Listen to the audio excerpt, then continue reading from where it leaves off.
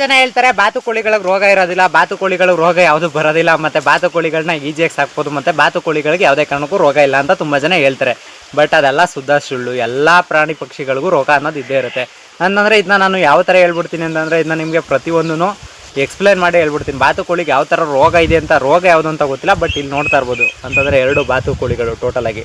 ಅಂದರೆ ಎಲ್ಲ ದೊಡ್ಡದು ಏನು ಚಿಕ್ಕದಂತಲ್ಲ, ಬಾತುಕೋಳಿಗಳು 2 ಅಂತಂದರೆ ಇದ್ದಕ್ಕಿದ್ದಂಗೆ ಸತ್ತಿರೋದು. ಇದಕ್ಕೆ ಯಾವುದು ರೋಗಗಳು ಕಾಣಿಸ್ತಿಲ್ಲ, ಒಂದಿನ ತೂಗಿಸ್ತಿಲ್ಲ, ಒಂದಿನ ಏನೂ ಆಗಲಿಲ್ಲ, ಇದ್ದಕ್ಕಿದ್ದಂಗೆ ಮಲ್ಕೊಂಡಿದ್ದು. ಈಗ ಕಾಣಿಸ್ತಿದೆ ನೋಡಿ ಬಾತುಕೋಳಿಗಳು, ಇದ್ದಕ್ಕಿದ್ದಂಗೆ ಮಲ್ಕೊಂಡು ಸತ್ತಿದ್ದು. ತುಂಬ ಜನ ಹೇಳ್ಬೋದು ನೀರಿಂದ ಪ್ರಾಬ್ಲಮ್ಸ್ ಆಗೈತೆ ಅಂತ. ಖಂಡಿತ ನೀರೆಲ್ಲ ಟೈಮ್ ಟು ಟೈಮ್ ನೀರು ಕರೆಕ್ಟ್ ಆಗೈತೆ, ಮತ್ತು ಇದಕ್ಕೆ 2 ಅವರ್ ಬೆಳಗ್ಗೆ ಸಾಯಂಕಾಲ ನೀರು ಕೂಡ ಮಾಡಿಕೊಡ್ತೀವಿ.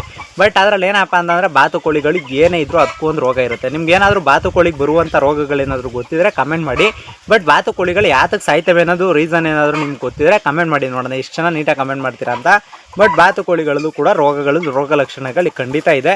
ಬಟ್ ನೀರಿದ್ದದ್ದು ಮಾತ್ರಕ್ಕೆ ಬಾತುಕೋಳಿ ಬರೋದಿಲ್ಲ, ಮತ್ತು ನೀರಿದ್ದದ್ದು ಮಾತ್ರಕ್ಕೆ ಬಾತುಕೋಳಿಗಳು ಹುಷಾರಾಗೋಗೋದೆ, ಇದೆಲ್ಲ ಆಗೋಗುತ್ತೆ ಅನ್ನೋದೆಲ್ಲ ಸುಳ್ಳು. ಅಂತಂದರೆ ನೀರಿದ್ರೂ ಸಾಯ್ತವೆ. ಪ್ರಾಣಿ ಪಕ್ಷಿ ಅಂದಮೇಲೆ ಪ್ರತಿಯೊಂದಕ್ಕೂ ರೋಗ ಇದ್ದೇ ಇರುತ್ತೆ.